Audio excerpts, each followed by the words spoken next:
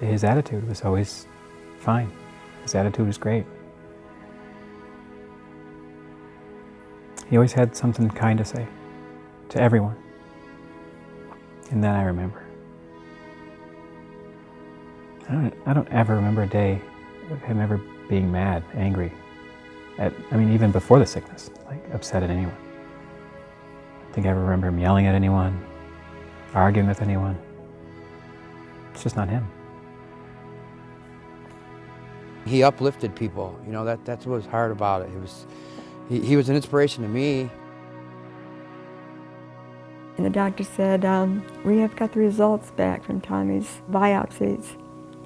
T-cell lymphoma, stage 4, and he has about 6 weeks to live. He started crying. He says, oh no, I have to have chemo. I gotta fight this thing, Mom. I'm gonna fight it.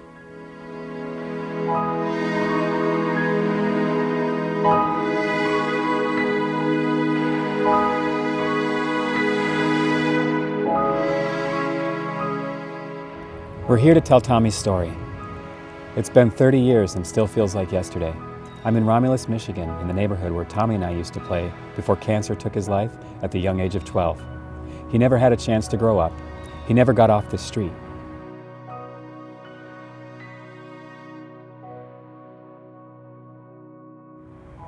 This is our old house, Harrison Street.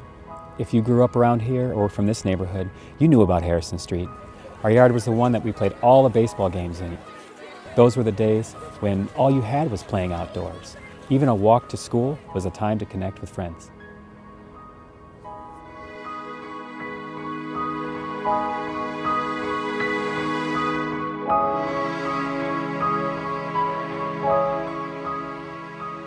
Hell Creek Elementary, this was our kindergarten started.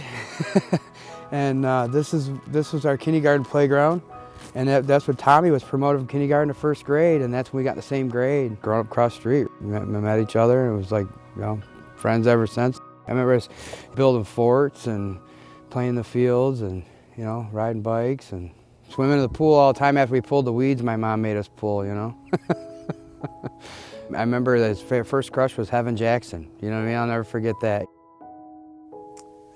Tommy was my older brother. We were 13 months apart.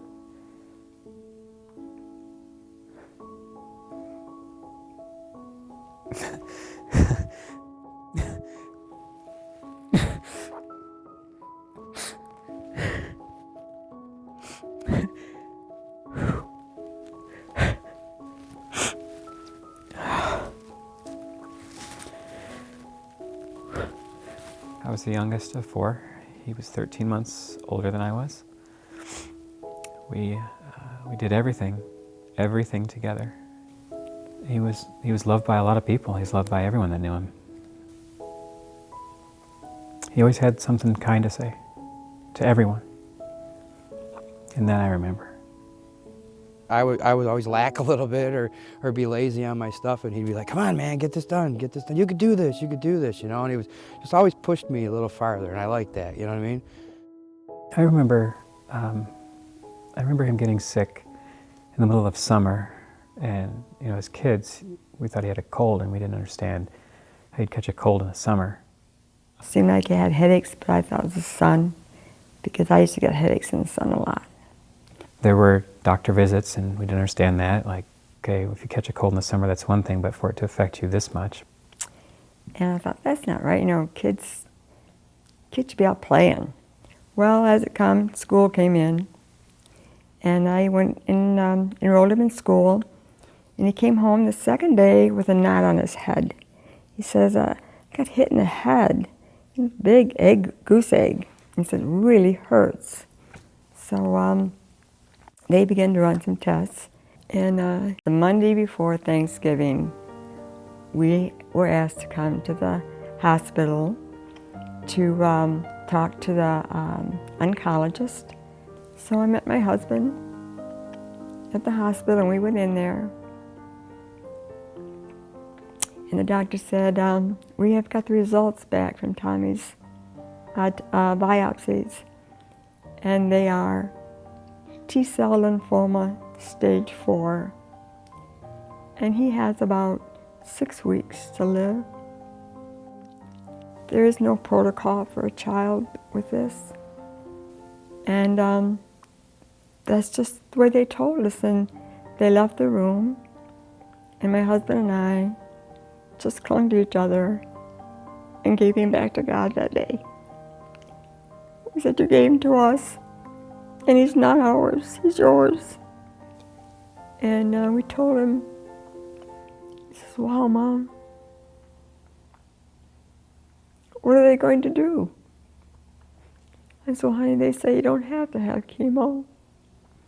They'll keep you comfortable. He started crying. He says, oh, no, I have to have chemo. I got to fight this thing, Mom. I'm going to fight it. I think about, he had the choice to have treatment or not, and he chose to be treated, which was taking on a choice of all these tests and procedures that he pushed through to live another day. That was it. His fight was to live again, every morning to wake up.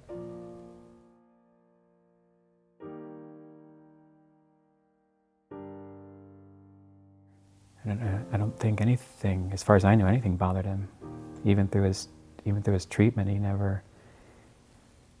never showed anger or resentment. Never took a why me attitude. Within 2 weeks, he had not quite doubled his weight, but lost all of his hair. We got to go home after chemo. I was giving him a bath. He said, that's not me, Mom, in the mirror. I said, no, honey, it's not. The real you's inside of you. He said, but I'm going to be okay. You'll see. He always wanted something to live for. First it was Christmas, and then Valentine's and Easter. Pretty soon he just said, I'm going to live till I'm going to be 12. I'm going to be alive till I'm 12. And we had a party, second to none that day. Everybody came, and he was so happy.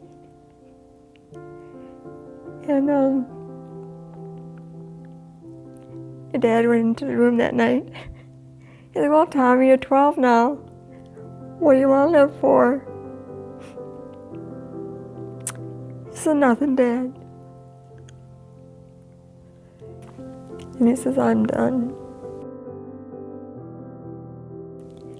And he looked at me and he says, Mom, Jesus brought Lazarus back from the dead, right? I said, he sure did, Tommy.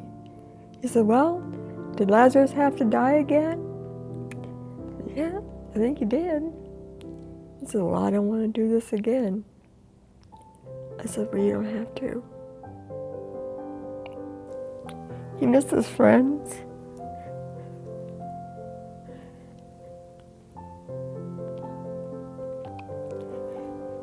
He missed Arby a lot.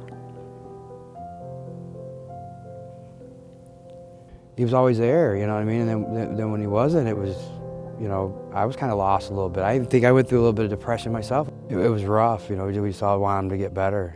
Didn't think that he wouldn't get better. Me and my friends from the neighborhood began to really notice a difference, that when we would get together,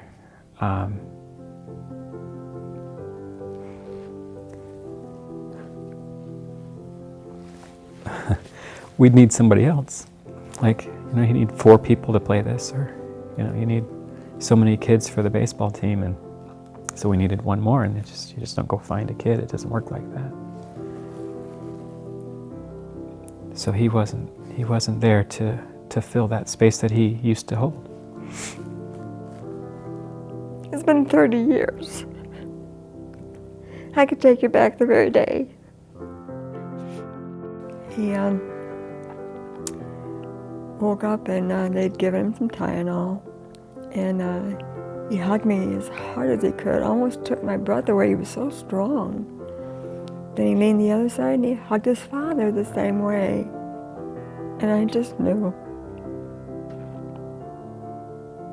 And he just laid back and took a few breaths and was gone.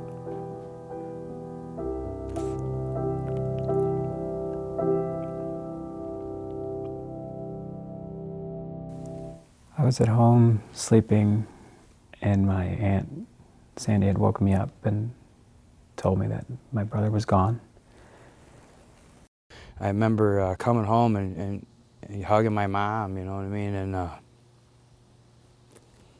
just going in the backyard, and I held onto the fence and cried. I don't mean to get emotional, but I think about him every day, you know what I mean? What life would have been like if I would have had my buddy with me all the time, you know? Could imagine what he would have turned into. He'd be helping somebody somewhere. He would have done big things. Tommy would have been president. To this day, he's still my best friend. You know what I mean? So I lost my best friend that day, and all I can say is I talk to him every day, and I know he's there.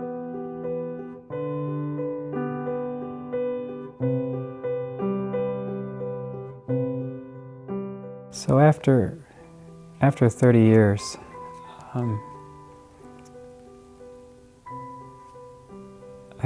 I felt it was time. I'm in a place in my life where I have the ability to come back to Michigan and revisit this whole area of my life with the friends and family that were affected, and the goal is to make a difference.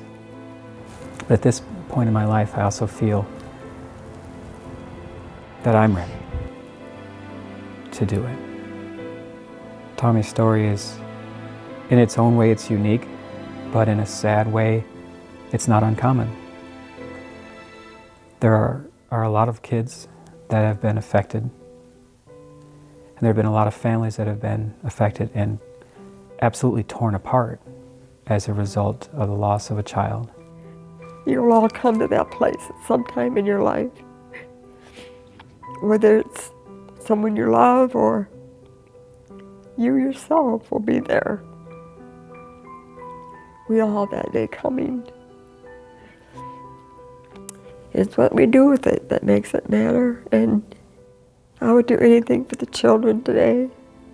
There's now a 93% success rate for the same cancer Tommy had. At that time, there was no protocol for it. Today there is. I am for any foundation that will help children. And I'm so glad there's so many children that now have beat that cancer. And I think that anybody that can give part of what they can, I think that's what we are required to do. Because anybody can be there in a moment of an eye.